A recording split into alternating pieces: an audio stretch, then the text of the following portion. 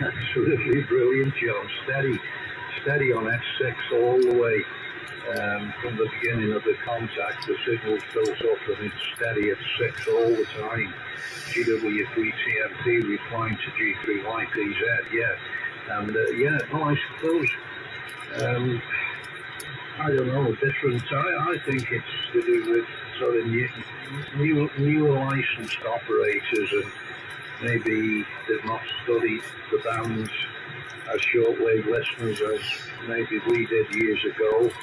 I mean, I and you will have tuned a silent band for hours on end, and people would have thought, it's crackers listening to nothing. But that's how we did our apprenticeship and picked things up. And it's a fantastic band for locals, for semi-locals. Well, even working down, 170 odd miles down into Steve's QDH. Okay, the noise is a little bit of a nuisance, but we had a QSO. But certainly, I would think anybody within 50 or 60 miles with 10 watts of AM and even a dipole would be workable. I know. I'll have to look back in my logbook. I've got the logbook here for that previous. Next time we work, maybe tomorrow or over the weekend or whenever, I'll look these contacts up. I can remember quite a few of the call signs. I know they were on like that, but none of them were running, beams of 100 feet of anybody. Around about the outskirts of Manchester, Stockport and that area. And I used to join them quite often, not every evening, but quite often in the evening. I think at that time I was working shift, so it would only be when I was probably on the afternoon shift that, that was the best time for me, when I'd come home from work at about 10:30 at night.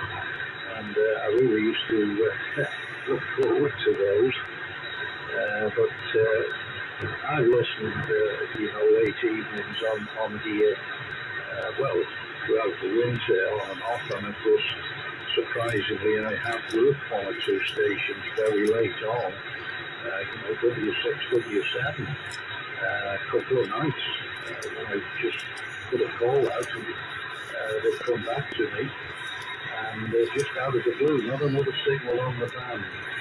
So, that's the answer, isn't it, to put a call out, and I would think, as I said, with people with modern equipment, they'll see spikes on the scope and think, I wonder what that is, and hopefully tune to the signal. Anyway, John, I'm keeping you back to your G3YPZ from GW3TMP. Yeah, I'm just in the QSY a little bit on frequency here, John. Not that you've noticed, I don't suppose I'm with the white bandit there. The signal's back to being steady. We were on the 5 that time, now all will be over, and the needle did not touch from the 5, so we've gone through that flutter, whatever that was. Will we ever know? I don't know, but they're fascinating things to observe, and I don't know how many people would be aware of these sort of observations. Probably not many, not in the amateur fraternity anyway. But if, as I said, I'm okay. I'm not in a hurry to go anywhere. If you want to continue on here, that's fine with me, John. G3YPZ, GW3TMP. Yeah, steady S9. I just turned the RF gain to where it should be. Steady S9, upward mod. Sounds wonderful, John, over. Yeah, signals stand away a little bit. You probably see the same on my signal. Yeah, I'm running, I think I'm running about 25. That's the maximum on this rig, 25 watts. So that's pretty well. I haven't got a parameter on the range road, but it's somewhere in that region. I wonder if you're noticing that wavering on my signal. Well, it sounds wonderful, the AM. I wonder when the last people who have had an AM QSO on this band. There wouldn't be many. Yeah, G3YPZ, GW3TMP. Oh, well, there is activity on AM then. I never listen. Normally this rig goes on a Friday night to talk to my friend John up in Lancaster. Occasionally I might just listen to the, GB beacons around the country, and that's about it. I don't listen on the FM portion of the band, and I have the odd sideband QSO when, when conditions have been reasonable, but really I'm not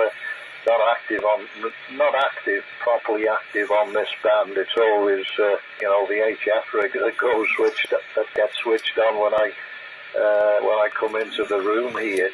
But this is good. GW3TMP, that's the G3YPZ. Yeah, That 9700. I've never looked at them with sort of an eye to buy, but I know the spec on them and what they'll do. And I'm sure if you could get the money's worth out of them, they'd be a wonderful rig with all the modes and all the bands that they cover. Absolutely fantastic. And they must be selling them, because I have often seen in some of the write-ups or comments on the internet, about with my 9700, etc. So they must be good sellers. Never as good as the 7300. No, that will never be beaten, I don't think, John. G3YPZ, GW3.